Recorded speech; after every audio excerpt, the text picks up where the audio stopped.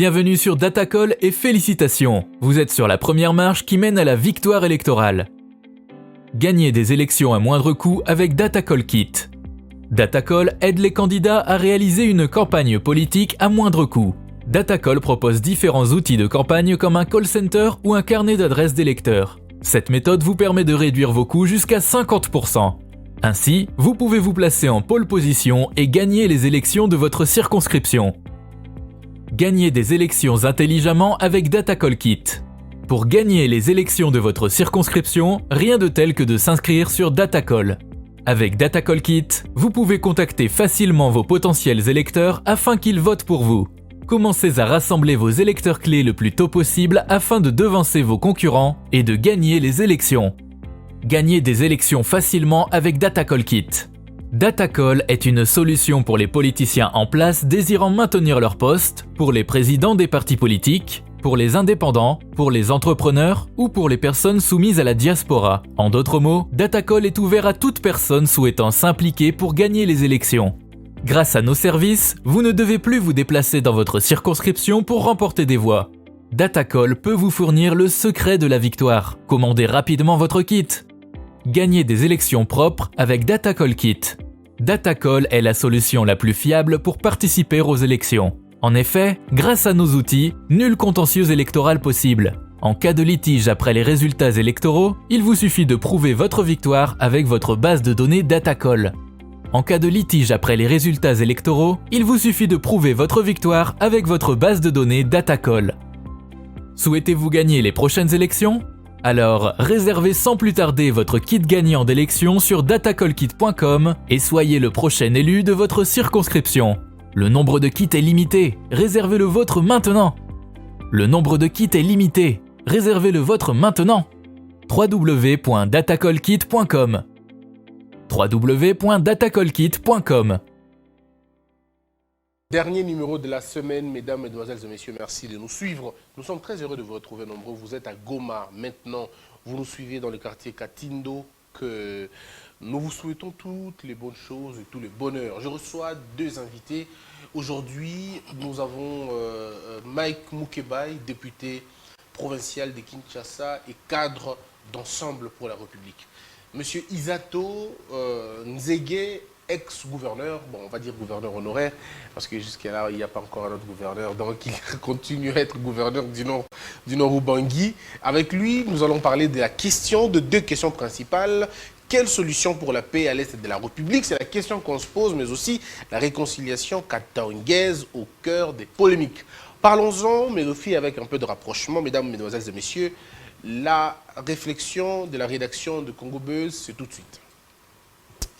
La réconciliation, quelle solution pour la paix à l'Est de la République? C'est avec ça que l'on va commencer. La guerre entre la RDC et la M23 a atteint une autre dimension. Pour la première fois, le gouvernement accuse de manière officielle le Rwanda de soutenir le M23. Selon Patrick Mouyaya, le soupçon cristallise sur un soutien qu'aurait reçu le M23 de la part du Rwanda. Rappelons que ce groupe a atteint hier, jeudi 26 mai, le lieu stratégique des FARDC, qui est la base de Rumangabo, à l'est du parc national du Virunga. Mais il y a bien d'autres points qui, finalement, soulèvent beaucoup d'inquiétudes. Vous avez vu les courtes vidéos où les FARDC déclarent la fuite même du M23. On a vu aussi une vidéo où le colonel, je pense, le major porte-parole du M23, dire sur sa petite vidéo que les FARDC ont fui. Bon, alors on ne sait pas dans ces fuites qui a raison, qui a tort. On en parle tout à l'heure. Le vrai problème, comment trouver la solution. Mike Mukebai, comment allez-vous? Je vais très bien, Christian Bossembe. Ça a toujours été un grand honneur pour moi de vous avoir sur mon plateau. Toujours un plaisir partagé. Alors, la question de l'actualité. Qu'est-ce qui se passe exactement à l'Est de la République, Mike Mukebai? 25 ans plus tard, il y a toujours des morts, toujours des crimes. 3 présidents se sont succédés, mais la paix n'est toujours pas là.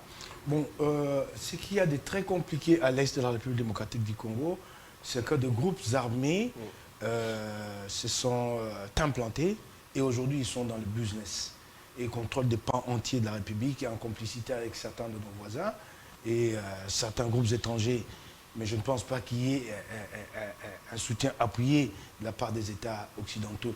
Les Occidentaux n'ont pas besoin de cette situation à l'est de la République de la République démocratique du Congo, contrairement à une certaine opinion répandue. Parce que cette situation favorise l'insécurité et crée de l'espace pour l'islamisme, le terrorisme, fléau contre lesquels les Occidentaux se battent.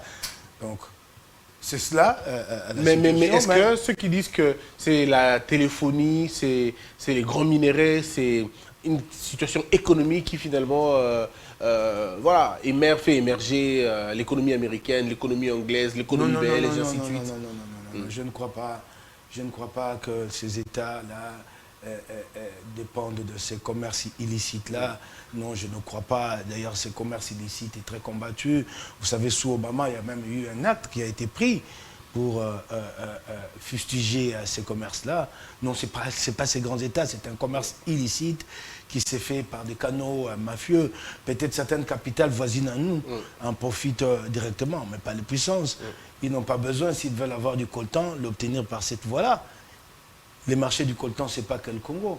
Il y a bien d'autres producteurs du coltan. Mais pourtant, le docteur Mukwege les avait accusés en disant que vous soutenez ces groupes armés. On a entendu, comme vous dites bien évidemment, une opinion qui pense que ce sont des grands groupes qui finalement sponsorisent un peu.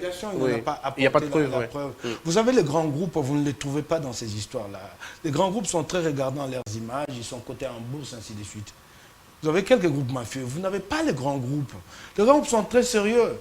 Et il y a une traçabilité qui est exigée dans les capitales occidentales. Vous ne pouvez pas être grand groupe et aller vous fournir en intrant sur des marchés. Peut-être pas utiliser les intermédiaires, vous ne pensez pas? Illicite. Non. D'accord. Les grands groupes n'ont pas des liens, en tout cas pas des liens directs. Mais comment vous expliquez que nous n'arrivons pas à régler le problème au Québec? 25 ans après. Oui. Voilà, ça c'est la question pertinente. Plutôt que de ressasser le passé et de pleurer. Première chose que j'ai dit aux Congolais, je m'adresse d'abord à Félix Tshisekedi. D'abord, arrêtons de nous plaindre. Rien ne sert de se plaindre. Arrêtons de nous plaindre. Trouvons une réplique à infliger au Rwanda. Ça, c'est de manière générique. Non, la réplique d'abord. Oui. Oh, trouvons, construisons-la. Construisons la réplique au Rwanda. Non seulement au Rwanda. On dit en français que qui veut la paix prépare la guerre. Je dégage l'irresponsabilité. Je déplore l'irresponsabilité du gouvernement. Les troupes du M23 avaient déjà été défaites. Aujourd'hui, ne montons pas les doigts au Rwanda. Ces troupes avaient été défaites. Elles se sont dispersées, elles sont parties en diaspora. Une partie en Ouganda, une partie au Rwanda. Et puis ces troupes sont revenues petit à petit. Et on les a laissées traverser avec armes et bagages et se reconstituer en communauté. Donc la grégarité de celui qui a combattu cet esprit grégaire est revenu chez eux d'une communauté qui y a des armes à main. Ils étaient là et il n'y a eu aucune surveillance sur eux. Aucune. La preuve, ils ont repris les armes. Aucune. Ils devaient être tenus à l'œil. Mais en tout cas, au moins démobilisés depuis très longtemps. Nous ne les avons pas démobilisés. Et ça, les responsabilités n'ont pas été établies. C'est notre responsabilité. En ce qui concerne les M23, ce n'est pas le Rwanda. Ils étaient là pendant de longs mois, pas démobilisés et pas de surveillance. Et ça, c'est très, très grave. Et ensuite, quand on dégage cette responsabilité, il y a un autre élément qui manque au gouvernement. Avant même de passer au concret, la réforme de l'armée, je vais arriver là. Regarde ce qui manque au gouvernement de Félix Tshisekedi, qui a fait défaut chez Kabila. Rien que la mémoire collective, on ne sait pas l'entretenir. La France s'est battue pour nous obtenir la reconnaissance des Nations Unies, 6 millions de morts. C'est la France qui l'a fait, ce n'est pas nous. Au Conseil de sécurité des Nations Unies. Et vous savez qui a obtenu cela pour nous? Jacques Chirac. Et Jacques Chirac, quand il fait ses adieux au chef d'État africain, Kabila ne fait même pas les déplacements. Il délègue Kamere, alors président de l'Assemblée nationale. Et Chirac se plaint. Chirac dit, tiens, Kabila me fait ça à moi, après ce que j'ai obtenu pour vous aux Nations Unies. Soit c'était une parenthèse pour montrer la faiblesse diplomatique de Kabila. Mais au jour d'aujourd'hui, cette affaire de mémoire collective, ça fait 4 années que Félix Tshisekedi est président. Avons-nous commémoré les 6 millions de morts un jour? Où est la symbolique, les mémorials de ces 6 millions de morts? Ça, c'est facile. La guerre demande peut-être de moyens. Mais une symbolique quelque part, à Goma, à Rutshuru. Elle est où cette symbolique? Mais est-ce que ça allait changer les courbes de choses? Non, mais écoutez, commencez d'abord par donner une mémoire à un peuple. C'est plus que gagner une guerre. Parce que si le peuple n'y croit pas, vous ne gagnez jamais. Avons-nous pas, nous, droit à une mémoire collective? Regardez ce qui est très simple. Il n'arrive pas. Peut-être craint-il d'effaroucher, d'irriter le Rwanda, je ne sais pas. Mais maintenant, j'y vais. En ce qui concerne la situation en elle-même sur le terrain. Quels efforts diplomatiques avons-nous déployés pour obtenir la levée de l'embargo sur l'achat des armes? Nous sommes un pays en conflit perpétuellement. Comment le monde va nous imposer un embargo? À la limite, si nous ne sommes pas capables d'obtenir la levée de cet embargo, approvisionnons-nous par d'autres voies. Ça veut dire... C'est légitime. Ça veut dire... C'est légitime. Nous sommes en droit de nous défendre. Vous parlez du marché noir? Oui, à la limite. En tout cas, il y a des États qui sont disposés à nous vendre. Est-ce que ça ne sera pas amplifier la chose, amplifier l'embargo? Nous sommes en droit de nous défendre. Nous sommes en droit de nous défendre. Vous remarquerez qu'il y a une faiblesse chez nous. Parmi les 5 membres du Conseil de sécurité, les 5 premières puissances mondiales, nous n'avons aucun allié stratégique avec qui nous développons de relations étroites. Les Américains nous ont tendu la perche, la main. Ils ont signé avec nous, c'est là à leur initiative, ils ont signé avec nous sous Félix Tshisekedi, ce qui est une première, signé avec nous un accord stratégique. Mais qu'est-ce qu'il vaut cet accord stratégique aujourd'hui? Les Américains sont venus, ils ont envoyé des hommes pour le renseignement à l'Est, ils ont trouvé que la situation était complètement en déliquescence, ils sont repartis, puis plus rien. Il nous faut développer une alliance. Regardez ce qui est arrivé en Ukraine. L'Ukraine a tenu grâce à ses alliés. Il nous faut une alliance avec un de ses membres. Alors, une alliance sérieuse et profonde. Si vous voulez mon point de vue, c'est avec les Américains. Ils ont des intérêts ici. Et ensuite, c'est la première puissance mondiale. Et quand vous avez les Américains, donc vous avez indirectement et la France et la Grande-Bretagne. Il faut construire cette alliance stratégique. La Grande-Bretagne qui a déjà des contrats avec le Rwanda, pour des pactes avec le Rwanda? Il n'y a aucun problème. Il n'y a aucun problème que d'avoir un allié ici qui a d'autres alliés là-bas. D'ailleurs, il peut devenir un pont entre vous pour faire émerger... Faire émerger... Attends, je termine pour qu'on donne la parole à l'autre. Vous avez 5 minutes déjà. Alors, je disais... Alors, mais ce qu'il y a de plus fondamental, c'est la réforme de l'armée. Nous n'avons pas assez de moyens. Où trouver les moyens, c'est la première question à se poser. Et j'ai cru à un moment donné que le chef de l'État, ça avait fait titre dans sa tête, il avait vu où aller trouver ses moyens, et puis il s'est arrêté à Micheba. C'était où? La première source de revenus ici, c'est de couper dans les dépenses politiques. C'est la première source de revenus. Il faut couper chez les députés, il faut couper chez les ministres, il faut couper chez les chefs de l'État. La réduction du train de vie de l'État. Ça peut nous faire énormément des économies en termes... Mais Matata l'avait demandé. Et puis, tu sais qu'il demande, mais les députés n'en veulent pas. Ils veulent pas entendre ça. Écoutez. C'est cela tout le problème. Oui. C'est cela le piège de la majorité Union Sacrée. C'est pourquoi nous devons travailler pour qu'à la prochaine fois, ceux qui arriveront au pouvoir aient une idée réelle de l'État avec une majorité solide. C'est cela la réalité. Donc, si les chefs ont échoué, c'est que tu es en train de me dire qu'il n'a pas de majorité. Mais il faut continuer à y travailler. Pourquoi ne donne-t-il pas l'exemple lui-même? Pourquoi les ministres ne font pas le premier pas? Si les députés réchignent, oui, lui-même, pourquoi il ne donne pas l'exemple? Et les ministres, aux ministres, on peut leur imposer ça. Ils sont membres du gouvernement. Oui, ils sont membres du gouvernement, on pouvait bien. Alors, je reviens à vous, Mike Moukeba, et nous allons donner la parole à Isato. Monsieur Isato, vous êtes, comme je l'ai dit tout à l'heure, ancien gouverneur ou gouverneur jusque-là. La situation a longtemps et même assez duré. Ce matin, vos sœurs, vos femmes, vos frères n'ont pas bien passé la nuit, puisqu'ils ne savent pas à quel moment l'épée de Damoclès tombera. Aujourd'hui, c'est quoi la solution? Merci beaucoup, Christian. Je tiens encore à remercier. Je salue encore mon collaborateur, mon cher René. Je pense qu'à un moment donné, il faut d'abord savoir définir les responsabilités. Je crois que c'est l'exercice que mon collaborateur vient d'essayer de faire. Le M23, qui est connu aujourd'hui officiellement être le groupuscule armé qui met en mal la situation sociale de nos compatriotes, de nos concitoyens de l'autre côté. Mais c'est connu que c'est appuyé par le Rwanda. Le M23 a été défait, effectivement, comme le dit mon cher René, mais le M23 a été réarmé par quelqu'un, parce que sinon il ne serait pas venu. C'est-à-dire que si le M23 revient aujourd'hui, moi je pense que ce n'est pas forcément à cause d'une certaine latitude de notre gouvernement, mais c'est surtout parce que, c'est comme vous dites, certains capitales voisins ont mal, je peux dire, de richesse, au manque de richesse, ont besoin peut-être de revenir avec leurs agendas cachés comme ils en ont l'habitude depuis longtemps. Ils ont déjà acquis cette habitude. Et ils veulent revenir parce qu'ils en ont l'habitude. En fait, le problème, c'est qu'avec le Rwanda a déjà eu cette habitude-là. De venir et de repartir, d'appuyer et de ne pas en subir les conséquences.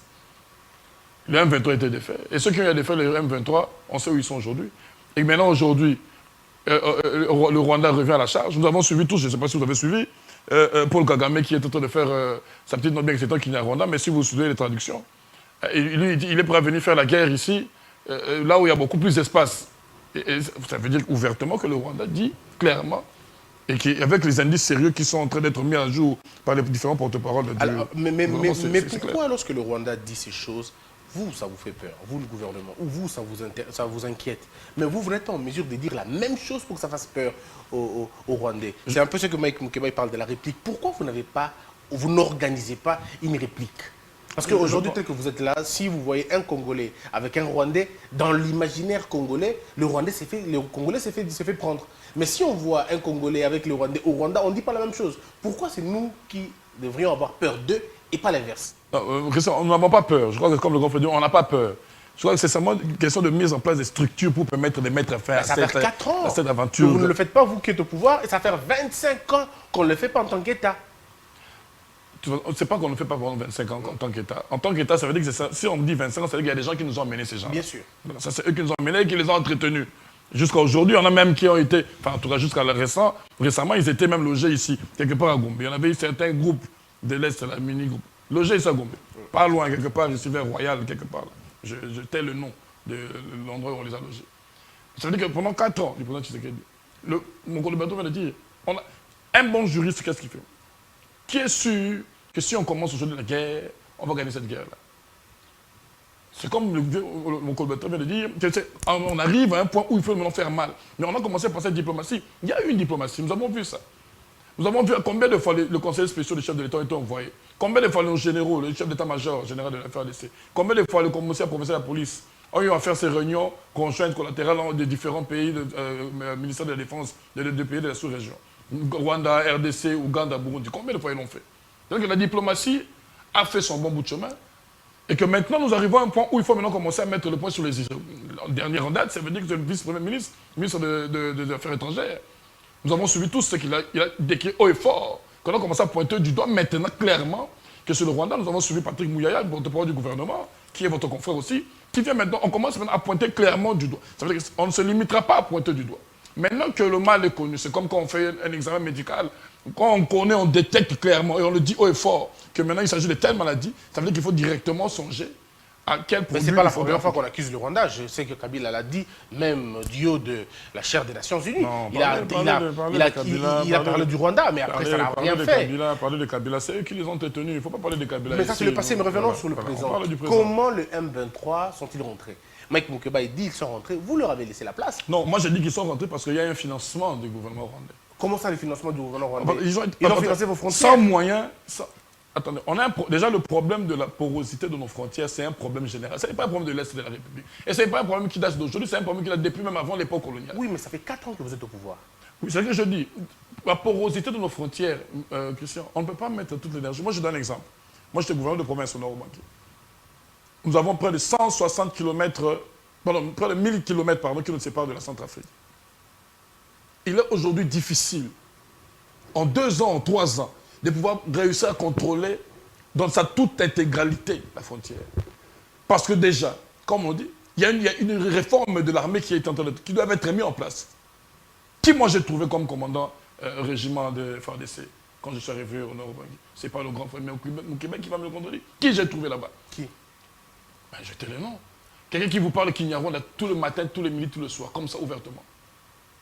Et comment il y a eu même un moment donné la panique au général de la population parce qu'il y avait les militaires rwandais qui étaient allés appuyer la Centrafrique, Bangui, contre les Séléka. Et c'était la panique générale parce qu'on voyait les militaires rwandais en face et nous avions des commandants qui étaient rwandophones de l'autre côté. Et c'était quand même compliqué pour tout le monde. Et aujourd'hui, nous sommes dans cette réforme-là. Aujourd'hui, au moment où je vous parle, il y a eu récemment des permutations, des mises en place qui sont en train d'être faites. En fait, dans le domaine militaire, nous devons savoir ceci. tout n'est pas à dire. Je crois que ce n'est pas, mon collaborateur qui va me contredire. Tout ce qui est comme stratégie, c'est pas aujourd'hui, bon, on prend telle stratégie, on va attaquer tel jour, on va commencer à raconter là sur le haut de toi, voilà qu'est-ce que tu prends comme stratégie. En matière de stratégie politique, ou de stratégie militaire de défense, quand on met tout ce qu'on veut faire sur la table, ça veut dire qu'on est en train de s'exposer. Mais alors, parce que vous dites que quelqu'un a financé les M23, qui ont financé les M23? Kigali ou des forces intérieures? Écoute, écoutez, il y a la complicité des forces intérieures, fatalement. Mais c'est essentiellement le Rwanda. On le sait, on le voit, tout est là. Ce n'est pas aujourd'hui qu'on va venir dire que ce n'est pas le Rwanda. Qui va nier que ce n'est pas le Rwanda? Tout porte à quoi? Les preuves sont là. Les porte-parole du gouvernement du Nord Kivu, gouvernement militaire, l'a dit clairement. Tout le monde est au courant que c'est le Rwanda. Mais moi je dis... pourquoi vous ne saisissez pas des instances internationales? Voilà faire entendre votre voix. Voilà pourquoi je m'inscris en faux quand on dit que les instances internationales n'ont pas leur mot à dire. Moi je dis non. Moi je suis ingénieur de formation. Et même encore ingénieur civil. Je sais comment on a fait les enquêtes. Les enquêtes sont disponibles. Les études sérieuses sont disponibles. Et ce n'est pas mon collaborateur qui va me contredire pour dire que toutes ces entreprises aujourd'hui qui achètent du coltan, ce sont des coltans, comme on dit, blanchis. Après que ces coltans proviennent de chez nous. Il y a une usine de raffinerie récemment qui vient d'être ouverte par le Rwanda. Mais depuis l'ouverture de cette raffinerie, le nombre ou le tonnage de la quantité d'or raffiné dans cette usine-là au Rwanda, par rapport au début de l'état de siège au Rwanda, vous voyez que ça a été amputé de 80% de leur capacité de production. 80%. C'est-à-dire que toute cette production doit provenir d'où? De la RDC. Très bien. Alors, je reviens à vous, Moukébaye. Est-ce que vous ne voyez pas Kagame déstabilisé au moins une fois? On a recensé, en 3 ans seulement, Kagame a plus parlé qu'en 18 ans où il ne parle pas. Est-ce que la situation, la gestion des Fachi ne l'embête-t-il pas? Alors, j'aimerais quand même revenir sur 2-3 choses que j'ai entendues de monsieur le gouverneur. D'abord, les M23 ne sont pas venus de l'étranger. Cette expédition M23 est venue de l'intérieur. Ils étaient là à Rutshuru. Ils avaient déjà traversé ça, ils étaient venus. Depuis l'Ouganda, nous les avions renvoyés. Il faut déterminer les responsabilités, savoir identifier les problèmes pour y apporter de réponses. Cette incursion ne vient pas de l'étranger, elle vient de l'intérieur. Les M23 étaient là, ça a commencé à bouillonner devant nous. C'est un mouvement congolais? Non, congolais ou pas, ils étaient là, ils étaient déjà revenus. Ils ne viennent pas de l'étranger. Est-ce que seulement ils étaient partis? Non, non, non. Qu'importe. Le fait est qu'ils étaient à Rutshuru.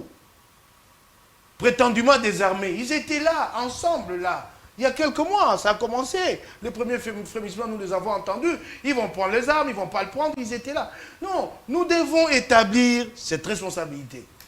Vous me dites, frontière poreuse, qu'est-ce que nous sommes capables de défendre ici? Chez vous, dans le nord Ubangi, on a incendié les entrepôts de la CENI. Même ça, l'État n'est pas capable. Ah non. Ici, mais je vous en prie, information confirmée CENI. Ah non. Ici, je vous en prie. Incendier les entrepôts de la CENI. Attendez. En quelle année? Attendez. Mais il n'y a pas longtemps, et chez vous et à Mongala. Avant que les équipes confirmées, mais qu'importe, même si je ne prends pas chez vous, je prends à la Mongala. Même ça, nous avons été incapables de protéger. Non.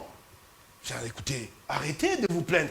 Des entrepôts à la Mongala, incendiés à la veille de la descente des équipes de la CENI là-bas. Même ça, on n'a pas été capable. Non, arrêtons de nous plaindre. Il est grand temps aujourd'hui. Pour sécuriser la CENI, ce n'est pas le gouvernement. La CENI se sécurise. Attendez, c'est la police. La CENI n'a pas de moyens à elle pour se sécuriser. C'est l'État. Non, non, c'est l'État, pas la police. C'est l'État, s'il vous plaît. La CENI n'assure pas sa sécurité à elle, c'est pas dans ses missions. La CENI fait la requête. C'est l'État, c'est le gouvernement qui assure.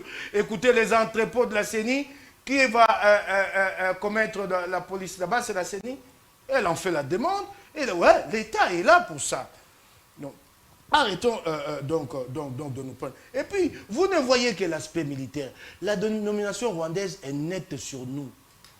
Les basketteurs congolais font l'exode pour le Rwanda où ils sont 10 fois mieux payés. Les entraîneurs de basket, l'enseignant à Bukavu, à Goma, préfère traverser, enseigner à Boutari, à Gisenyi, il est 5 fois mieux payé. Vous ne voyez que l'aspect militaire, en fait, il y a une domination nette, puisque nous n'arrivons pas à construire un État et assurer un développement. Et les 4 dernières années n'ont fait que creuser davantage les fossés. Ça, c'est une responsabilité. Ne voyons pas que cet aspect militaire, il y a bien des choses à faire. Ne vous plaignez pas. Pourquoi, comment vous avez été gouverneur, vous dites, j'étais les noms. Nous avons ici, en cohabitation, des compatriotes rwandophones. Ils sont là. S'ils parlent Kinyarwanda, c'est leur langue. Vous savez que cette armée a été brassée plus d'une fois, avec des éléments AFDEL, ainsi de suite. C'est normal qu'il y ait des éléments rwandophones, qui sont congolais par ailleurs, s'il vous plaît. Là, je suis strict sur cette question. Qui sont congolais, ce débat est dépassé. C'est un débat dépassé. Donc vous trouvez normal que et c'est ce débat Kinyarwanda? Kinyarwanda, c'est sa langue. Ça ne vous gêne pas? Ça ne me gêne pas. D'accord. Ce débat est dépassé. C'était un débat qui a été à l'origine de la guerre de l'AFDEL. Ne refaisons pas l'histoire. Et il y a eu un compromis. Non, quand vous montrez un peu comme si vous étiez effarouché par la présence d'un rwandophone, que vous étiez étonné qu'il parlait couramment. Oui, il peut parler le Kinyarwanda où il veut, partout sur le territoire congolais. Oui, mais je n'ai pas dit le contraire. S'il vous plaît, non, je vous l'ai dit. Mais alors, le problème, c'est quoi? Vous l'avez si bien, Christian Bossembe, évoqué ici, merveilleux. Pourquoi le Rwanda menace? Vous avez peur, vous êtes incapable de répondre au Rwanda. Formidable, c'est ça la question.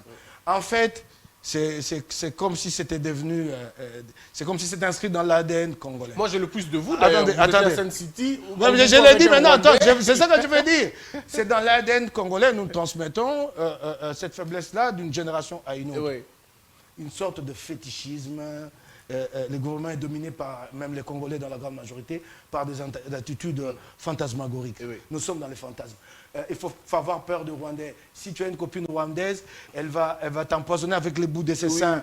Des histoires comme ça. Attendez, ça circule, j'ai entendu des responsables dire à la télévision.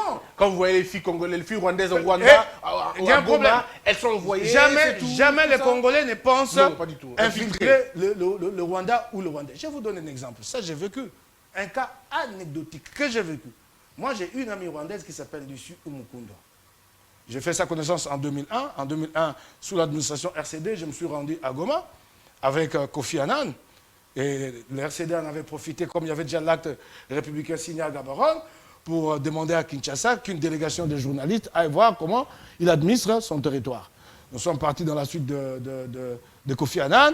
Et Kofi Annan a prolongé. Nous, on est resté à Goma. Et puis, Kigali, un séjour de 10 jours, j'ai fait connaissance avec une collègue journaliste et nous nous sommes retrouvés à Sun City. Un soir, moi je m'affichais avec Lucie, c'est une amie pour moi. Un soir, je me balade à Sun City, que je vois le vieux Moutinga, il est là, il m'écoute. Il dit, petit, toi tu as des problèmes avec les renseignements. Moi j'ai des problèmes, oui, tu t'affiches avec une Rwandaise, tu es infiltré. Il m'a dit, mais c'est pas vrai, c'est une amie à moi. Pourtant, elle, Lucie, on ne fait pas de problème chez elle. Chez elle. Pourtant, je vais maintenant vous dire une chose. J'ai obtenu beaucoup d'informations dans cette relation. D'abord, j'ai compris que les Rwandais ont joué sur une diversion. Ils ont amené quelqu'un que tous ici connaissent, qui s'appelle Damassé. Il travaille dans les affaires étrangères, diplomate, mais fiché agent. Et tous les Congolais savaient, les officiels, parce que quand ils arrivaient, c'est eux, lui qui les recevait à Kigali. Tous savaient qu'il était agent. Quand on vous envoie un agent qui est connu de vous, à un endroit X, nous sommes à Sun City, on vous envoie Damasen.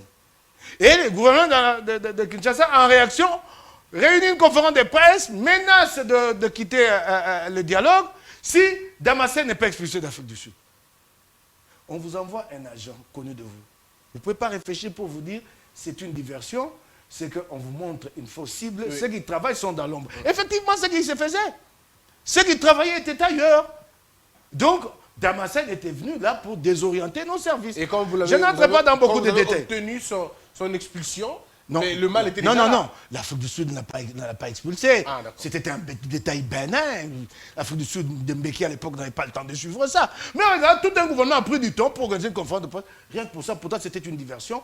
Ceux qui travaillaient étaient tapis dans l'ombre. Très bien. Et il y avait quelqu'un qui venait le soir et qui faisait la collecte et l'analyse avec eux. Tout simplement parce que nous étions dans des attitudes fantasmagoriques.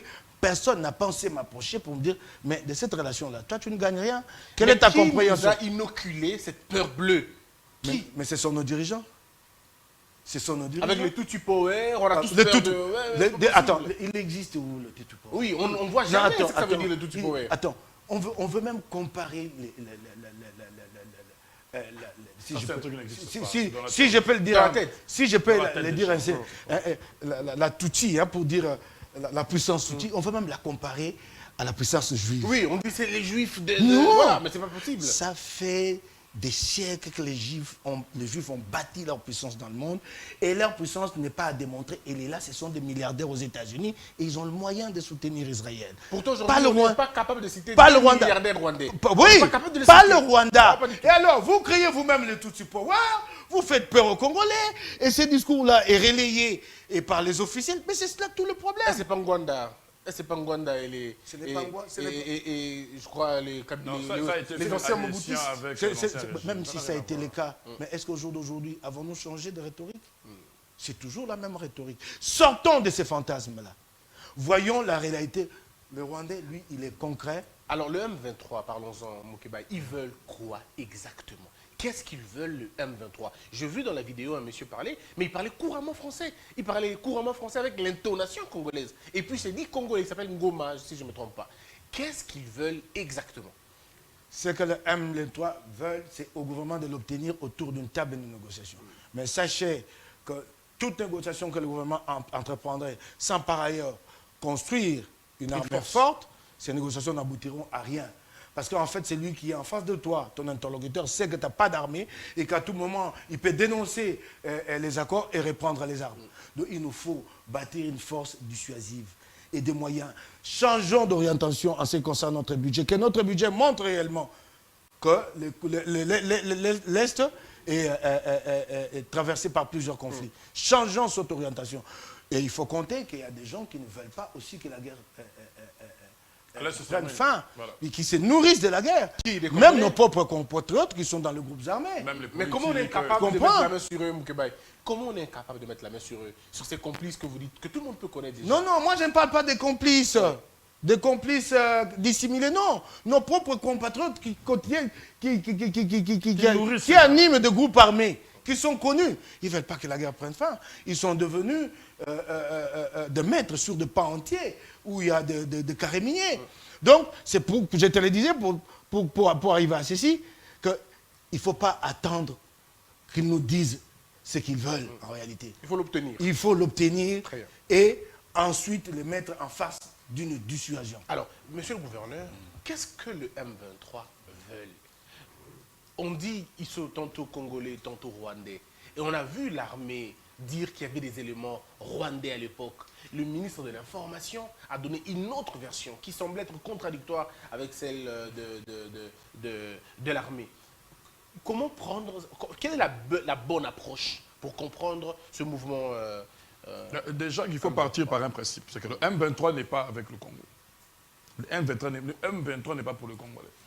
Parce qu'un groupe qui se dit défendre un certain idéal ne peut pas venir tuer ses propres frères et ses propres sœurs pour qui il veut défendre l'idéal et après demander à passer aux négociations pour demander quoi que ce soit. Ça, il faudrait qu'on soit d'accord. Le M23, c'est un groupe qui a été déjà défait, comme l'a souligné plus tôt mon grand frère. Mais moi, je persiste et je signe. Derrière le M23, il ne faut pas voir seulement le Congolais. Ah, je persiste et je signe. Il y a des gens, que ce soit en interne, mais surtout en externe, qui tiennent à ce que le Congo soit toujours dans cet état de déstabilisation. À qui ça profite? Je pense que peut-être les enquêtes, l'honorable Mike Mukeba est plus journaliste de ce tic d'investigation pourra peut-être un jour aider le Congolais moyen lambda à comprendre un peu dans le fond ce qui se passe. Mais ce que moi je peux déjà relever ici, c'est que nous devons tous aujourd'hui avoir un seul langage. C'est qu'à un moment donné, il ne faut pas toujours aller dans les négociations. Les négociations, on a commencé depuis Saint-Titi, il était là. Jusqu'à aujourd'hui, ça n'a pas apporté la paix à l'Est. C'est vrai, ça permet de unifier. Mais si vous remarquez, Saint-Titi a permis plus d'unifier le Congolais. Et ceux qui ne s'attachent pas vraiment à cette fibre congolaise, ce sont ceux qui, toujours, on entend toujours ce bout-là par cela. Ça, il faut qu'on se dise des choses clairement. Parce que toi qui aimes le Congo, tu peux faire une revendication, mais tu es facilement prêt à revenir. Or, nous voyons aujourd'hui que le M23, il recule. Une fois qu'il a un financement, il revient. Tout est question d'argent, comme le dit mon collaborateur. Tout est question des minerais. Le problème est là. C'est à vous, en tant que gouvernement, de sécuriser vos minerais. Pourquoi? Alors, prenons l'exemple, parce que vous avez dit tout à l'heure, et puis c'est ce qui est prouvable d'ailleurs, il a été prouvé que le Rwanda a connu une chute dans sa production de coltan. Et d'or. puis l'Ouganda a connu une chute dans sa production de l'or depuis l'avènement de l'état des sièges. Bien, mais qu'est-ce que vous faites? Parce que vous avez parlé d'une usine de raffinerie à l'est là-bas, disons au Rwanda. Mais pourquoi vous n'avez pas, vous, une usine de raffinerie de votre coltan ici et de l'or ici? Pourquoi vous n'avez pas ça? Christian, déjà, parlons de ce problème de l'Est. Dans le cadre de la stratégie militaire, nous avons vu avec l'écran, je crois que ce n'est pas vous qui allez me le contredire, on cherche toujours d'abord à réduire les forces de l'adversaire. Quand on veut prendre une ville, on coupe la communication, on coupe les voies d'accès. C'est comme ça que par la stratégie, déjà avec l'état du siège, nous avons déjà coupé les sources d'approvisionnement financier qui permet de financer l'achat des armes et des munitions quelque part. Par l'état des sièges, déjà, on voit que déjà ils sont dans des difficultés pour s'approvisionner en matières premières qui leur permettent d'avoir de l'argent. Et maintenant, avec ce qui se fait maintenant ici, comme c'est maintenant, c'est tout le monde, unanimement, opposition majorité, qui se ligue pour pointer du doigt à la même direction, je pense qu'il est maintenant temps pour nous. Vous êtes honorable député provincial, c'est au Parlement maintenant et au gouvernement ensemble de se mettre maintenant pour dire ok, voilà ce que nous devons faire, mettons les moyens qu'il faut. Mais commencez par donner l'exemple, vous qui êtes de l'Union sacrée. Commencez par donner l'exemple, que vos députés prennent d'abord l'initiative et puis les autres vont suivre. Vous n'allez pas demander à une minorité d'initier une chose, alors que vous êtes majoritaire, vous pouvez bien le faire. Non, je crois que jusqu'à là, il ne faut pas dire que comme rien n'a été encore fait, ça, rien ne se prépare. Je pense que les heures qui viennent et les jours qui viennent, vous verrez ce que, au niveau de l'Union sacrée, il y aura comme réaction, en tout cas politique, adéquate. Et je pense que déjà l'armée, que tous nous le soutenons sûrement, est en train de prendre des dispositions nécessaires pour que nous puissions mettre en déroute définitivement cette aventure qui n'a que trop duré. Très bien. Soyez rassurés. Alors, Mike Moukeba, est-ce que vous avez des points à rebondir? Sinon, on parle oui, je voudrais, de la réforme. J'ai entendu dire ici que la production, je ne sais pas, de cobalt, pardon, de coltan. Oui, en Chine, pardon. Non, il faut pas, au Rwanda il ne faut pas forcément mettre ça au bénéfice à l'actif de l'état des sièges. Ça peut être tout le contraire. Ça peut être la recrudescence de l'insécurité qui ne permet plus le même flux. Parce que les hommes d'affaires ne font plus autant de voyages. Vous savez, plusieurs routes ont été coupées à plusieurs moments. Il faut analyser ça en profondeur. Il ne faut pas dire tout de suite c'est à l'actif de l'État. C'est à l'actif, ça je peux vous garantir en tant que gouverneur, je peux vous garantir. Non, je vous en prie. Dans ma province, il y a de l'or. Il faut y aller, je vous en prie. Dans ma province, il y a de l'or, je peux vous garantir Déjà, vous vous rendez compte qu'en ce qui concerne les chiffres, aujourd'hui, il y a plus de morts que l'année passée. S'il y a plus de morts, donc ça signifie quoi? Que l'insécurité s'est intensifiée. Quand l'insécurité s'intensifie, les affaires n'ont plus de place. Il faut peut-être voir ça aussi de ce côté. Arrêtons ces déductions simplistes qui ne nous permettent pas d'identifier le vrai problème. Ce n'est pas une déduction. Non, je vous dis, on lui a dit... Peut-être que vous n'avez pas d'information, mais je vous donne l'information. Je vous dis ceci. Peut-être que vous n'avez pas d'information. Non, je vous dis baisse de production. Alors, mais il faut aller chercher. Il ne faut pas se contenter d'une seule cause, dire c'est cela et dire bravo. Très bien. Parce que la réalité, c'est que vous savez que lui-même, vous savez que l'état des sièges lui-même est remis en cause et qu'au jour d'aujourd'hui, on ouvre la voie à une table ronde autour de l'état des sièges. Quand l'état des sièges a été décrété, les chefs de l'État n'avaient pas consulté les forces vives. Qu'ils les consultent aujourd'hui, ça signifie qu'il y a quelque chose qui ne va pas. Peut-être qu'il vous entend. Peut-être qu'il vous entend simplement. Non. Il a entendu la grogne. Non. S'il y avait des résultats, il n'aurait pas à entendre. Les résultats parleraient d'eux-mêmes. Pourquoi il entendrait les gens si les résultats sont... Mais vous n'allez pas comme attendre des si résultats dans une année. Mais attendez. Une année, ça ne donne pas de résultats. Attendez. Nous devons nous mettre d'accord. C'est ça le problème. Franchement. C'est le problème de ce gouvernement. Il ne faut pas dire franchement. Vous-même, vous avez un mandat limité dans le temps. Vous ne pouvez pas entreprendre un programme, sans en fixer la délimitation dans le temps, dans l'espace. Il y a des objectifs à moyen, à court et à long terme. À une année, quels sont les résultats que vous attendiez? Vous n'allez pas me les dire. C'est vrai, ça va prendre 10 ans. Mais quels sont les résultats que vous attendiez à une année de l'état des sièges? Est-ce que ça a été dit? Est-ce qu'aujourd'hui, on peut me le dire? Non, ne demandez pas autant d'être élastique, de continuer infiniment. Il y a de gros programmes, s'il vous plaît, il y a de gros programmes de gouvernement, de gens qui arrivent, qui établissent des programmes sur 20 ans, mais qui ne feront pas 20 ans. Oui. Mais ils vous disent ce qu'ils vont accomplir dans les 5 ans, quitte à ce que les autres poursuivent. Ici, on ne dit jamais les objectifs à court terme, moyen terme, long terme. Mais dans le cas de non, ici, on n'a pas... Non, l'état des sièges... Non. Je pense que l'état des sièges... Il y a des résultats en ces termes. Non, il y a des résultats en ces termes. Admettons, je prends un volet. Il y avait 100 morts par jour. Si vous, déjà, vous descendez à 80 morts par jour, c'est que vous avez accompli des pas. Mais là, c'est quand il Non, s'agit je vous en de prie. quelque chose qu'on maîtrise. Non, je Là, vous c'est donne un asymétrique, exemple. Non, Moukébaye. attendez. Vous n'avez aucune idée de Non, combien non, il sort. non, non. Oui. Je ne vous parle pas de l'ennemi en face. Je vous dis, quand il y a des morts civiles, 100 par jour, vous pouvez vous déterminer l'objectif en disant, il faut qu'on arrive à réduire à 50. Et si, dans les 6 mois, vous êtes... C'est un exemple que je prends, d'un objectif à atteindre. Mais vous ne pouvez pas déployer un projet, un programme, une action, sans en déterminer des objectifs et des résultats. À court, moyen, long terme. Ici, il n'y a aucun objectif. Alors, passons... Alors, on va dire le temps. Mais alors, maintenant qu'on nous dise, ça ira jusque quand? Vous savez ce que le chef d'État a dit? Et c'est ce qui est beaucoup plus grave. Non, je n'y mettrai fin que quand les raisons qui ont poussé à la mise en place de l'état de Thiès, que ces raisons auront cessé d'exister. C'est quand? Au retour de Jésus? Non, mais alors, parlons-en. Vous aurez le temps de parole, mais parlons directement pour terminer, parce qu'il y a un autre sujet qui nous attend qui est assez important, la réforme de l'armée. Mike, qu'est-ce que vous entendez par réforme de l'armée? Je vous pose, vous, en tant que journaliste, ancien journaliste, en tant que député aujourd'hui, mais aussi en tant que cadre d'ensemble, comment pensez-vous réformer cette armée qui a subi autant de brassages, qui a subi des cataclysmes économiques assez importants? Qu'est-ce que vous en pensez? Je ne suis pas expert en la matière, mais je vais quand même me risquer sous le contrôle des experts. Allez-y. Si jamais j'ai dérivé, qu'ils comprennent que ce n'est pas mon domaine. Je parle en tant que journaliste, généraliste. C'est une très très grande réforme et il faut l'échelonner dans le temps. C'est dommage que le régime Kabila n'ait pas assez poussé sur la réforme de l'armée. L'armée est restée dans le même état qu'au lendemain de la chute du régime Mobutu. Quand vous dites l'armée, il faut accompagner l'armée avec les services de renseignement. Parce que vous êtes beaucoup plus fort quand vous avez l'information avant l'autre. Vous pouvez frapper sans avoir les moyens logistiques, mais simplement parce que vous avez obtenu l'info avant l'autre et vous anticipez. Il faut beaucoup compter sur le renseignement. Il faut beaucoup former le renseignement militaire et le renseignement civil. Renforcer ces renseignements-là implique aussi au jour d'aujourd'hui travailler pour rendre la DGM opérationnelle. Elle ne l'est pas. Elle ne l'est pas. Je suis même gêné, je vais dire quelque chose à M. le gouverneur. Le Rwandais est même gentil envers nous, hein, je remarque.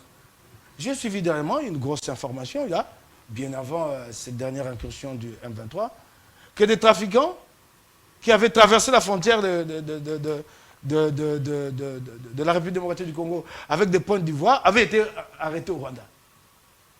Le Rwanda est même gentil, ils ont arrêté à rapatrier le produit chez nous. Donc, la DGM, elle n'est pas si opérationnelle que ça. C'est le plus grand service, à mon point de vue, de renseignement, parce que lui, il est à toutes les frontières. Et surtout aussi la collaboration entre ces services. Ces services ont tendance plus à travailler pour un individu que pour l'État. Et ça aussi, c'est regrettable. Plus à réfléchir en termes de conservation de pouvoir d'un groupe, d'un individu. Il faut vraiment les étatiser, qu'ils comprennent ce qu'est l'État, qu'ils soient vraiment au cœur de l'État, ces services-là. Mais alors, la réforme de l'armée elle-même, elle implique avant tout, qu'on le veuille ou pas, de moyens, et de gros moyens. Et quand vous avez ces moyens, il faut construire des armes, il faut surtout former, mais équiper. Mais en même temps, développer des relations stratégiques avec des pays qui peuvent nous aider. Aller même à tisser des accords militaires. Vous avez vu que si c'est l'Éthiopien, comment il s'appelle, le prix Nobel qui est Premier ministre, a eu la vie sauve, c'est avec des accords militaires, si je ne m'abuse, avec la Turquie, qu'il a reçu des drones, ainsi de suite. Il faut aller vers cette voie-là. C'est un grand travail, je ne saurais moins les décliner là, sur ces plateaux, mais un très très grand travail à accomplir en pensant avant tout aux moyens. Et notre faiblesse de notre armée, c'est que ce manque de moyens fait que notre armée, au jour d'aujourd'hui, est incapable d'envoyer des milliers de ces soldats à la retraite. Très bien, merci. Il y a des gens qui ont atteint l'âge de la retraite, qui sont toujours là. Surtout côté généraux, n'en parlons pas. Merci Moukébaye. Monsieur le gouverneur, vous avez le temps. On va dire, je vais juste vraiment ramasser un petit peu rapidement. Mais la réforme de l'armée, parce qu'après on parle de... Si. Mais en ce qui concerne l'état de siège, je pense que quand le chef d'État a décrété l'état de siège, l'objectif principal c'était quoi? Mettre fin à la sécurité à l'Est. Ça, c'était l'objectif principal. Et ça relève jusqu'à aujourd'hui. Alors, est-ce que maintenant, après avoir dit ça, je dis bien, je rappelle à mon collaborateur qu'il s'agit ici des questions sécuritaires et certaines questions stratégiques. Du moment qu'on sait que c'est pour mettre fin à la guerre à l'Est, tout ce qui reste comme considération, comme stratégie, on ne peut pas le mettre aussi au vu de tout le monde. de peur que l'ennemi puisse récupérer ça et en faire quelque chose. Vous allez dire en une année, mais en une année, on ne peut pas finir la guerre de l'Est. C'est pas vous, c'est la raison pour laquelle vous étiez à Seine-Sud, c'est parce que tout le monde se battait ici. Nous avions plusieurs belligérants, groupes armés, et il fallait aller à Seine-Sud. Ça veut dire que même à Seine-Sud, ça ne vous a pas pris prendre moins de 3 mois, si pas plus, si je ne me trompe pas. Ça veut dire que ce n'est pas en une année que l'état de siège va porter ses fruits. Mais moi, j'ai dit déjà aujourd'hui, au moment où nous parlons, s'il y a ces résurgences, même l'insécurité, c'est grâce à l'état de siège. Parce que déjà, les gens se sentent mal à l'aise. Et maintenant, ils doivent commencer à faire des exactions et amener les gens à penser que l'état de siège est un échec pour que les chefs de l'État puissent enlever l'état de siège et remettre la situation entre les mains des politiques. Et nous savons ce qui va se passer si la situation se remet entre les mains des politiques au moment où nous sommes en train de parler. Donc, moi, je pense que puisque l'état de siège est là et que le travail est en train de se faire, nous sommes en train de voir déjà que partout, les choses commencent à bouger dans le bon sens, parce que là, il s'agit des militaires. Je pense que nous devons laisser le temps à l'état de siège. Vous avez dit qu'il reste 1 année, 2 ans, même. Il y a encore du temps, moi, je pense. Le chef de l'État a dit que l'armée n'a jamais été aussi soutenue comme c'est le cas, mais qu'il ne donne pas de résultats. Puisqu'à l'époque de Kabila, l'armée était diabolisée. Tout le monde pensait que l'armée, comme l'a dit Moukébaye, c'était une milice mais le chef de l'État l'a dit. Aujourd'hui, le chef de l'État l'a dit. Vous avez vu, la population de Goma a apporté beaucoup d'argent, beaucoup de vivres à l'armée. Ce qui veut dire que même dans les réseaux sociaux, on a cet élan de solidarité. Mais le résultat ne vient toujours pas. Le chef de l'État s'était plaint sur ça. D'où la question très pertinente que mon collaborateur, la réforme de l'armée. Alors comment réformer l'armée? Elle est là comme aujourd'hui, nous devons commencer. D'abord, premièrement, on connaît. Les bons militaires sont connus. Les bons généraux sont connus. Il faut d'abord commencer par mettre les hommes qu'il faut à la place qu'il faut. Ça, il faut commencer par là. Ceux qui ont pris des années d'habitude à gérer les affaires militaires avec les habitudes, ils sont connus. Depuis que le président Tshisekedi est là, nous n'avons plus jamais entendu cette affaire où les FARDC sont en train d'avancer face aux ennemis, on leur demande de stopper, de reculer derrière. Mais avant, nous entendons parler de cela. Quand les FARDC avançaient, on les faisait stopper en cours de route, ils abandonnaient armes et munitions, ils reculaient et l'ennemi venait s'armer avec les munitions congolaises. Mais depuis que le président Tshisekedi est là, on n'entend plus parler de ça. Et depuis encore que l'état de siège a commencé, pourquoi c'est seulement quand l'état de siège commence qu'il y a multiplication ou multiplicité des actions? Ça veut dire que l'état de siège dérange. Et que ça veut dire que ça va porter un résultat. Très bien. Alors, en ce qui concerne la DGM, je crois que je vais essayer de ramasser. C'est vrai, je crois que parce qu'on prend le deuxième il y a beaucoup à faire, il y a beaucoup à refaire. Mais je peux vous dire que la DGM fait déjà beaucoup son travail. Il fait vraiment son travail. Je n'ai pas dit qu'il fait un travail à 100%, mais la DGM fait parfaitement bien son travail. Le problème des Pointes d'Ivoire, nous avons décrié ça. Vous parlez du Rwanda, mais même ici, quand on part aujourd'hui dans le Katanga, il y a eu des grandes quantités. Vous pouvez aller vous renseigner auprès du CITES au niveau du ministère de l'ICCN. Une grande quantité de Pointes d'Ivoire qui a été interceptée au niveau de notre frontière. Pas au niveau du pays voisin, pas en Zambie, pas en Tanzanie, mais au Congo. Ça veut dire que de part et d'autre, il y a des choses à redire, il y a des choses à refaire, mais je crois qu'il faut saluer le travail. Et d'ailleurs, ce n'est pas seulement le travail de la DGM, nous avons le travail de l'OCC, de la police des frontières, et tous ces services, comme vous avez dit, que nous devons essayer au niveau des services de sécurité, essayer de remettre dans les rails pour que nous puissions avoir un meilleur résultat. Alors, mesdames et messieurs, vous suivez cette émission depuis partout. Je suis très heureux parce que là, je reçois Mike Moukébaye, qui est député provincial et cadre d'ensemble. On a le gouverneur Isato Nzege, gouverneur du Nord Ubangi. On en parle aujourd'hui sur des questions d'actualité, l'état des sièges. Maintenant, c'est la réconciliation. Encore une fois, une réflexion de Congo Buzz sur la question. Réconciliation katangaise au cœur de polémiques, frères et sœurs. Un jour, frères et sœurs toujours. Tel est le thème qui a réuni du 17 au 19 mai 2022 les Katangais, sous les auspices des évêques membres de l'Assemblée épiscopale de la province ecclésiastique de Lubumbashi. Plusieurs résolutions ont été prises, entre autres la libération des sœurs et frères Katangais en état d'arrestation pour leurs opinions politiques dans un esprit de réconciliation nationale.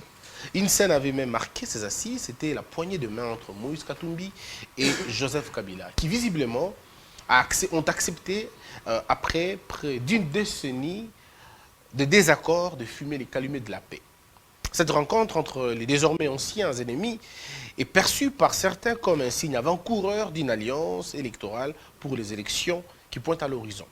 D'autres pensent par contre que ce forum soit une manœuvre tendant à, remettre au goût du jour la pensée sécessionniste cancérigène pour la cohésion nationale. Les images le prouvent d'ailleurs, messieurs et dames, vous le voyez, cette poignée chaleureuse entre l'ancien président et l'ancien gouverneur, ça fait quand même parler. Alors, je reçois, comme je l'ai dit, Mike Moukebaye, qui est cadre d'ensemble.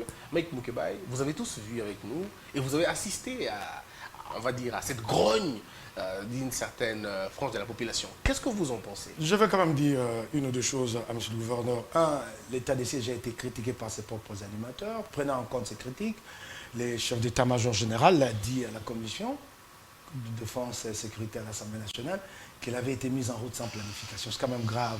Ça vient d'un officiel, s'il vous plaît. Et le ministre de la Défense a reconnu qu'il n'y avait pas d'effectif. Quand il dit qu'il n'y avait pas d'effectif, vous avez fait, vous, en tant qu'Union sacrée, pour remédier. Je connais les frères un frère du président, son frère direct, qui est à Lubumbashi, il est gardé par 12 hommes, par 12 militaires, à lui seul. Vous passez ici, vous voyez la deuxième femme d'un général qui est gardée par 5 militaires. Et là-bas, on s'est plaint de manque d'effectifs. La deuxième femme, hein, 5, à lui seul. La deuxième femme, quand elle est dans la rue, quand elle sort faire ses shopping, il faut compter qu'il y en a d'autres à la maison. Et vous prenez même les éléments du prévôté militaire, les PEM, vous les affectez à la garde des simples citoyens. Et vous vous plaignez après, vous voulez applaudir, dire que les choses vont très bien. Je suis étonné que le gouverneur dise qu'il a déjà fait parfaitement bien son travail, alors qu'il s'est plaint des frontières poreuses. Et surtout chez lui, dans le nord, au Bangui. Il faut apporter des réponses les plus simples. Il faut transformer la garde républicaine. Elle compte un trop grand nombre de militaires pour être commis à la sécurité du président. Elle doit être réduite et certains éléments faire verser dans le phare d'essai. Voilà les profondes réflexions. On n'a pas besoin de 10 000 hommes pour la sécurité du président. C'est une task force qui est là. 100, 200 hommes en civil qui gardent le président. Et puis tous les autres membres de la famille présidentielle, quoi, il y a quelle menace qui pèse sur eux? Tous sont des gènes. Ce sont toutes ces questions-là auxquelles il faut apporter des réponses. Vous me parlez de cette question, mais je vais d'abord commencer. Il y a eu la réconciliation katangais-katangaise, kassaïenne, qui n'a pas beaucoup fait parler d'elle. Pourtant, il y a quelque chose de très grave qui a été conclu, dite dans cette réconciliation-là. Une autre réconciliation, celle-là. De très, très grave. C'est quoi? C'est qu'il a été dit dans la déclaration finale que le gouvernement va travailler à l'émergence, comment on a dit, à rendre l'économie kassaïenne attractive pour le Kassaïen, pour que le Kassaïen reste chez eux. Est-ce qu'un gouvernement peut dire une telle chose? Si demain l'économie kassaïenne est attractive, c'est pour autant que les Kassaïens ne se déplaceront plus. Mais ça, c'est pas le gouvernement qui a dit, c'est... Sous la bénédiction du gouvernement. Un conclave. Mais attends, sous la bénédiction, s'il vous plaît. Attends, sous la bénédiction du gouvernement, ça signifie quoi? Les Katangais tiennent cette déclaration finale. Les jours où ils apprécieront, à leur avis, que l'économie kassaïenne est devenue attractive, ils vont dire aux Kassaïens, partez. C'est très grave. Déchirez-moi cette déclaration finale. Mais le premier elle porte de gens. C'est un officiel. Attendez, mais je vous dis. Tout le gouvernement. Mais c'est ça ce qui est grave. Des fois, moi, j'ai l'impression que c'est moi, en fait, qui dois avoir la tête à l'envers. Parce que je ne peux pas imaginer qu'autant d'intellectuels fassent passer une telle déclaration qui est très grave, qui porte des germes de conflit. Demain, les Katangais vont dire hey, votre économie est devenue attractive, partez. Non. Mais est-ce que vous n'êtes pas sélectif, Moukebaye? C'est cette question. Attendez. Oui, vous parlez du Kassaï, mais vous oubliez les grandes... Attendez, je ne prends que ça, puisque nous parlons réconciliation. J'ai dit, voilà quelque chose de très monstrueux qu'on a fait passer. Et il n'y a pas eu de débat autant que sur la réconciliation katango-katangaise. J'ai suivi cette réconciliation.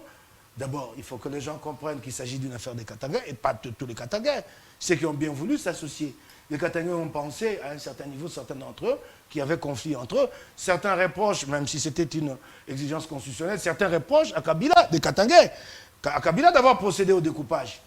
Même si c'était une exigence constitutionnelle. Certains. Et ils lui ont dit ça en face. Et ils ont pensé se réconcilier. C'est leur problème, leur affaire. Est-ce que c'est sincère, selon vous? Si c'est sincère. Oui, parce que vous pratiquez Moïse Katumbi. Est-ce que c'est sincère? Au jour d'aujourd'hui, ne me posez pas la question de sincérité. Au jour d'aujourd'hui, pour nous, notre compréhension est simple. L'année prochaine, Félix Tshisekedi ne pourra pas donner au Congo les élections, ça c'est clair.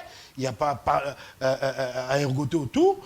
Le temps qui nous reste ne permettra pas. Vous avez les 8 mois de la révision du fichier électoral.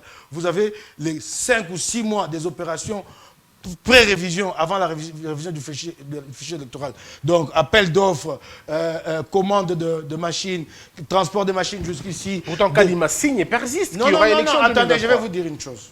J'aime bien ce garçon. C'est un brillant garçon pour qui j'ai beaucoup de respect. Il a travaillé à EISA, il a une crédibilité en l'international, qu'il préserve sa crédibilité. Je vais vous demander une chose, si vous pouvez m'aider. La prochaine fois, dites à Kadima de ne pas continuer à ressasser ces slogans, qu'il va organiser les élections, qui commence par te dire quand est-ce qu'il va terminer l'état de lieu. Simplement ça. Lui, c'est un technicien, il n'a pas à venir à polémiquer avec le politique. Quand l'état de lieu prendra fin, nous pouvons faire des projections. Mais je vous dis, vous avez les 8 mois. L'opération de révision du fichier électoral a pris 8 mois en 2011, 8 mois en 2006. En 2016-18, a pris plus de temps avec l'accord de la Saint-Sylvie transcendée. Mais ça, en moyenne, 8 mois. Mais vous avez, avant cette opération, vous avez des opérations, d'autres à accomplir. Appel d'offres, déploiement des machines, formation des agents, la fameuse formation en cascade qui vous prend plusieurs mois. C'est 5-6 mois, les 8 mois de la révision du fichier électoral. Et ensuite, après la révision du fichier électoral, vous avez l'audit qu'on appelle la fiabilisation du fichier. Mais vous avez 15 mois, 16 mois, rien que pour tout ça. C'est quand que ça va commencer. Mais commencez à nous dire quand prendra fin l'état de lieu, qui n'est financé aujourd'hui qu'à hauteur de 30%, alors que partout on crie... Ça, je poserai la question. Posez-lui la question. Où voulez-vous en venir avec ma question? Alors, madame, ma question, c'était celle-ci. Nous, notre question, notre préoccupation aujourd'hui, et nous y travaillons, c'est d'aller vers une alliance avec Kabila, avec Matata et avec Fayoulou. Pour répondre. Qu'est-ce que Matata va nous apporter? Qu'est-ce que Matata vous apportera? Ah, nous savons ce qu'il nous apportera. Quoi, par exemple? Mais non, moi, je ne peux pas l'exposer ici. On dit Maniema, c'est tout petit. C'est pas Maniema. C'est quoi il apporte? C'est pas Maniema. Ouais. Ben, je peux pas, par exemple, vous dire... Moïse Katumbi est plus introduit que lui. Mieux introduit que lui. Et puis après, on a dit même qu'on vous a... En fait, c'est ça ce que les gens disent. On vous a eu parce que vous avez cru que Matata a été invité aux Nations Unies. Pourtant, c'est du bluff qu'il est allé seul dans son histoire. Et vous croyez qu'il ait des entrées, et ainsi de suite. Mais il y a même un scientifique qui a posé la question. Qu'est-ce que Matata peut donner à Katumbi que Katumbi n'a pas? Allons-y. De toutes les façons... Sur le plan d'un principe, autant aller vers la multiplication des forces que vers la soustraction. Donc, une force supplémentaire est un plus qu'une force soustraite. Donc, Matata est déjà une force supplémentaire en ce qui concerne sa technicité. Et j'ai remarqué qu'il y a une prise de position claire des Nations Unies, ça vous l'évoquez pas. Guterres a dû prendre la position sur l'affaire Matata. Je crois qu'en tant que journaliste, vous vous rendez compte que quand Guterres prend position, s'agissant d'un individu, c'est que cet individu-là pèse quand même un compte. Donc c'est déjà beaucoup pour nous. Il y a tous ces éléments-là. Très bien. Alors, monsieur le gouverneur, qu'est-ce que vous pensez du cas de Katanga? Parce que là, j'ai la résolution, avec ici la résolution.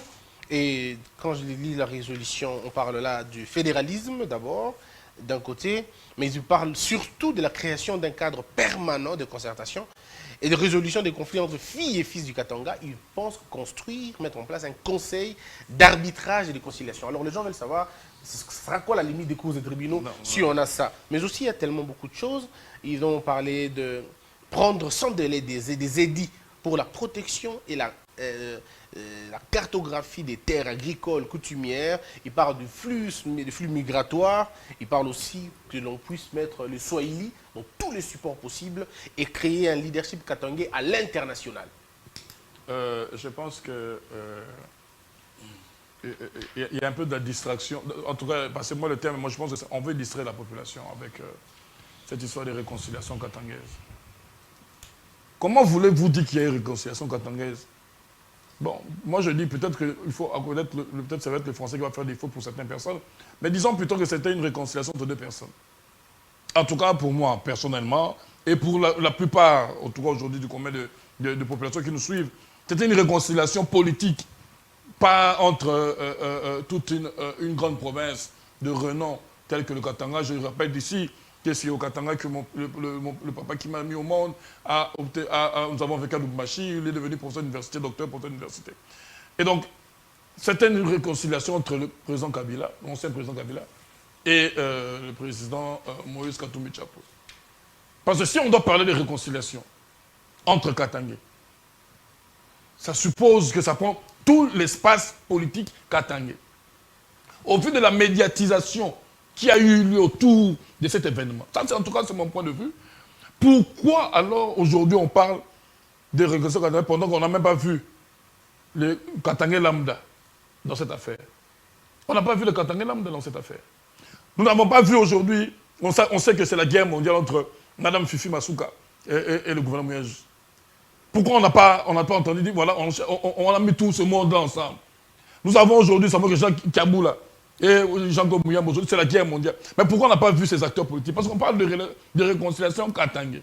Ça suppose, et ce n'est pas mon groupe qui va me contredire, que quand on parle katangé, et si c'est vraiment dans l'objectif de faire en sorte que cette grande province puisse rentrer dans l'unité, l'unité dans la diversité, malgré les opinions politiques, il fallait qu'on voit tout le monde. On n'a pas vu tout le monde. On a vu que deux acteurs politiques. Et je confirme maintenant, mon co-débatteur confirme cette réflexion en disant qu'il y a eu des accords. Matata, ils sont Fayoulou, Kabila et Katumbi. Ça veut dire... Il n'a pas cité Fayoulou, hein. C'est vous qui citez Fayoulou. Ah non, moi je l'ai cité. Ah, vous l'avez cité. C'est un attelage à 4. Il n'a pas d'attelage. Je Il confirme tranquillement et proprement que ça n'était pas en fait une réconciliation entre Katanga, mais c'était une réconciliation entre deux acteurs politiques avec un objectif politique pour demain.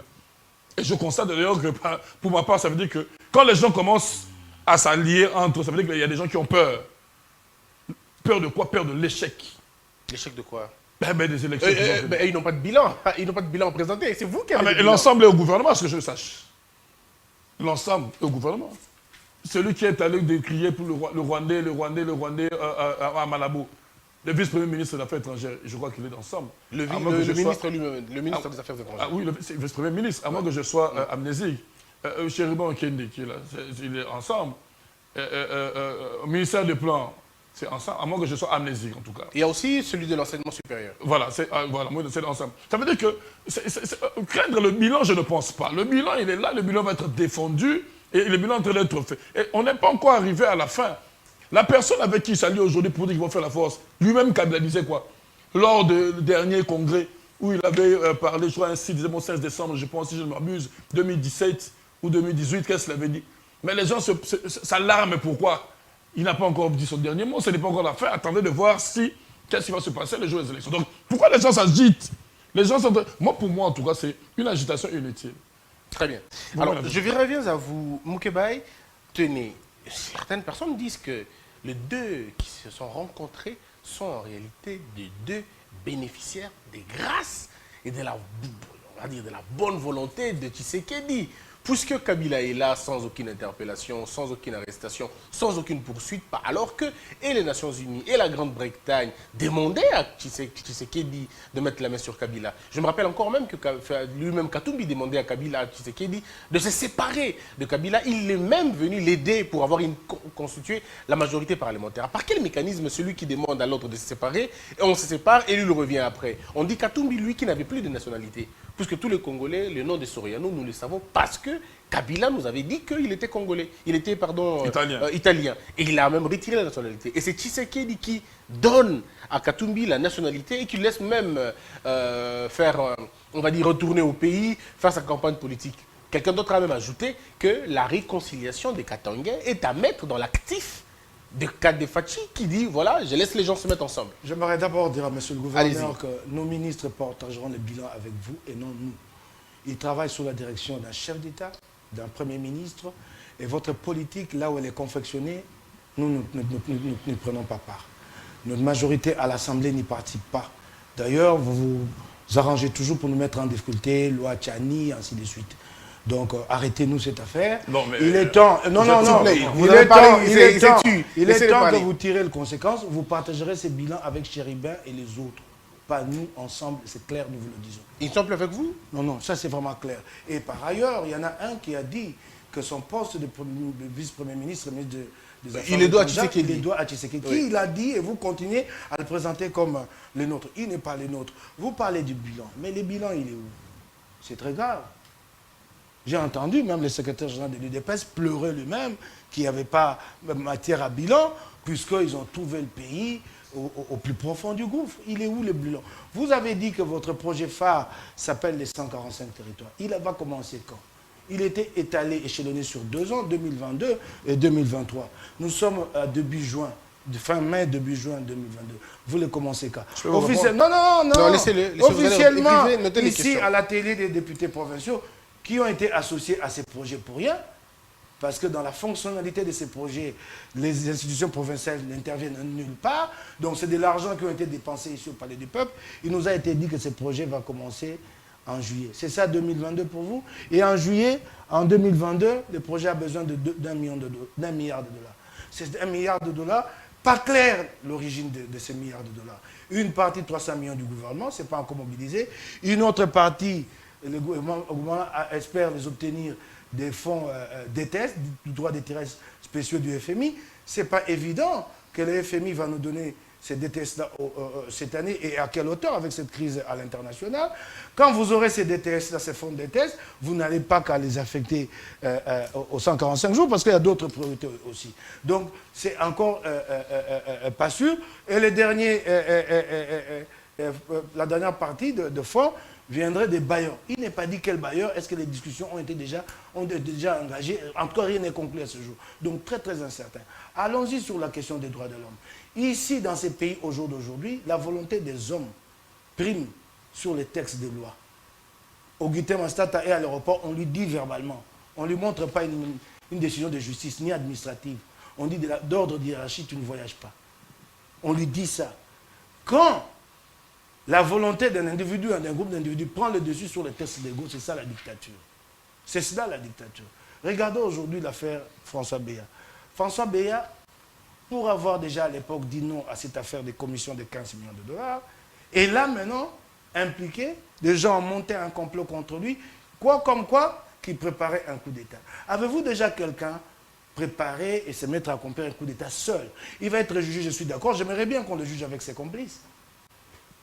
Parce que cette affaire est quand même assez floue. J'aimerais bien qu'on le juge. Et ensuite, nous avons ouï dire que le procès ne sera pas public. Mais pourquoi faites-nous un procès public? Mais en tout cas, s'il n'est pas télévisé... C'est la sûreté de l'État. Écoutez, mais au moins... Non, s'il vous plaît, au moins, si ce n'est pas médiatisé, au moins le public devra y assister. Il s'agit d'un coup d'État. Parce qu'il a tenté de renverser les institutions. Alors, qu'est-ce que vous voulez couvrir? Lui ou sa tentative? Nous voulons bien, et nous lui assurons, lui François, de tout notre soutien, parce qu'il est injustement frappé. Et ça, c'est un grave cas. Et souvent, quand la question vous est posée, vous dites, non, c'est un cas isolé. Nous nous disons ceci, nous prenons le contre-pied de cette position. Quand les grands sont traités de cette façon, qu'en est-il mais ma question de bois mort? Oui, non, j'ai répondu oui, ça, vous avez répondu. Maintenant, ma question pour terminer. Les bénéficiaires. Alors, je vais vous dire d'abord une chose. C'est une très mauvaise approche de dire que le chef de l'État a donné, a accordé. On ne donne que ce qu'on a. Le chef de l'État n'a pas le passeport, ce n'est pas à lui. Il n'a pas la nationalité dans sa caisse. Sur l'administration. Non. C'est un bien de l'État. Il n'a fait que rétablir un individu dans ce droit. Ce n'est pas lui qui a donné. Il peut donner 100 $ à son enfant pour aller payer le Minerval. Mais il n'a pas la nationalité dans sa poche pour l'attribuer à quelqu'un. Vous savez que ça dépend de lui. Non, attendez. Non, il y a un problème de compréhension. C'est lui qui a donné l'instruction. Non, il y a mais c'est ça, c'est pourquoi le pays n'avance pas. Cette compréhension que vous avez... cette compréhension que vous avez de l'état de droit. Quelqu'un arrive... Non, c'est comme au jour d'aujourd'hui, quand je circule à Kinshasa. Vous avez circulé dans Kinshasa? Mais vous êtes dans les cultes de la personnalité. Il y a des panneaux partout avec l'effigie du chef d'État.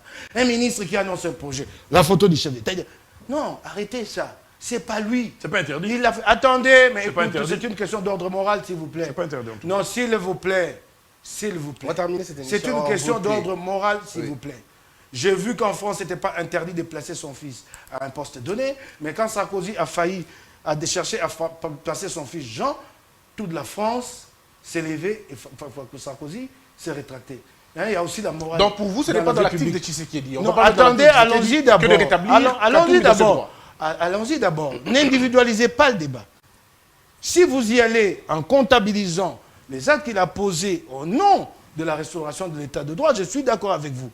Mais si vous voulez en faire un bien personnel de Tshisekedi, qui lui a plu un jour de remettre des données à Katumbi et qu'en retour, Katumbi doit lui manifester reconnaissance. J'ai dit, nous ne sommes plus dans l'État. Très bien. Ce n'est plus l'État, ça. Ce n'est pas la compréhension que moi j'ai de l'État. Mais vous dites plus loin, qu'est-ce que vous avez encore dit sur cette question? Oui, Kabila et les restes. Oui, les Nations Unies ont mis la pression, mais il y a aussi des raisons de paix sociale qui ont dicté cette attitude de Tshisekedi. Vous n'avez pas à exécuter comme un béni oui-oui tout ce que la communauté internationale vous demande. Jusqu'à des répercussions qui allaient venir vous après. allez vous rendre compte de la situation en face. Vous vous dites pour des raisons de cohésion et de paix sociale. Ça, je ne fais pas, ça je laisse.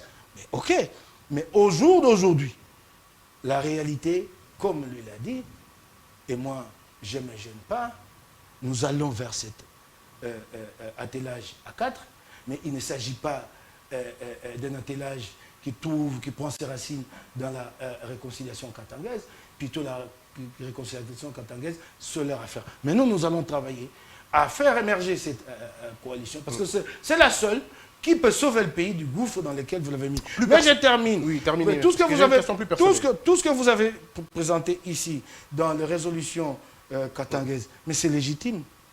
Ils disent qu'ils vont assurer un leadership à l'international. C'est une sorte de lobbying, qu'ils vont promouvoir les édits. Ils vont aller vers les élus. Et ils parlent d'ailleurs des élus. Les édits, ils parlent plus de leur province. C'est tout à fait normal qu'un groupe s'arrange et essaye d'exercer des pressions entre guillemets. Oui. Hein? Le flux migratoire aussi sur quoi? Sur leurs élus pour obtenir des édits dans un sens donné. Et pour le flux migratoire. Attends, je suis en train d'avancer. Ce qui est à condamner, je le condamnerai. Le fédéralisme, c'est une vieille, c'est de la nostalgie katangaise. Est-il possible au jour d'aujourd'hui d'y arriver? Je crois que c'est un long processus et ce n'est pas évident. Donc il faut laisser des Katangais qui veulent rêver encore du fédéralisme rêver. Mais les flux migratoires ne sont pas leur question à eux. Les flux migratoires, c'est le problème de l'État, ce n'est pas de province. Ils ne doivent pas toucher à cette question. Ça, c'est clair. Les flux migratoires, c'est l'État. Et le Congolais est libre de s'installer où il veut sur le territoire congolais. Et d'y s'installer à domicile. Ça, c'est très grave si c'est dit. Je n'ai pas lu, hein. Si, c'est dit. Alors, ça, c'est... Non. Les flux migratoires, ce n'est pas leur affaire. Ouais. Si vous voulez que je c'est l'affaire de l'État central. D'accord. Et encore que l'État central a très peu de marge de manœuvre sur cette question. Ce sont les Congolais qui veulent... D'autant qu'elle est déjà résolue sur le plan constitution. constitutionnel. Alors, vous allez faire quoi? Très bien. Alors, Moukeba, on va terminer. Alors, mais avant de vous prendre, pour terminer la parole, Moukeba, est-ce que ça vous gêne aujourd'hui d'avoir, au cours d'une même législature,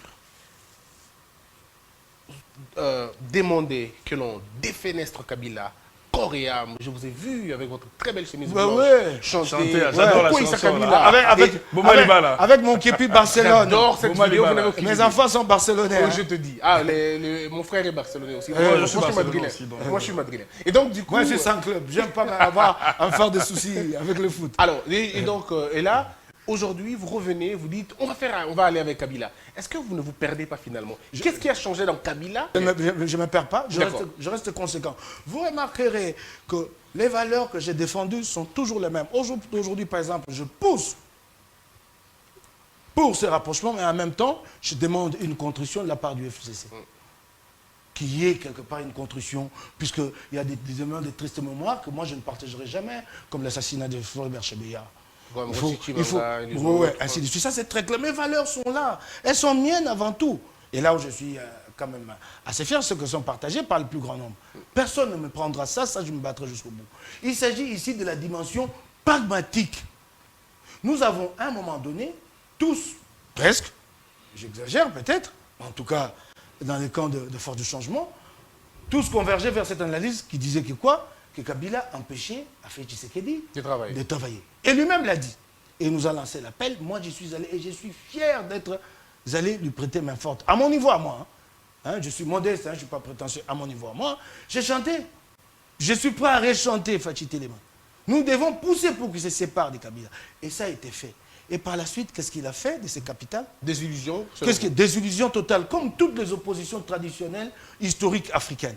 C'est ce que j'appelle la désillusion des oppositions, la désillusion africaine des oppositions historiques.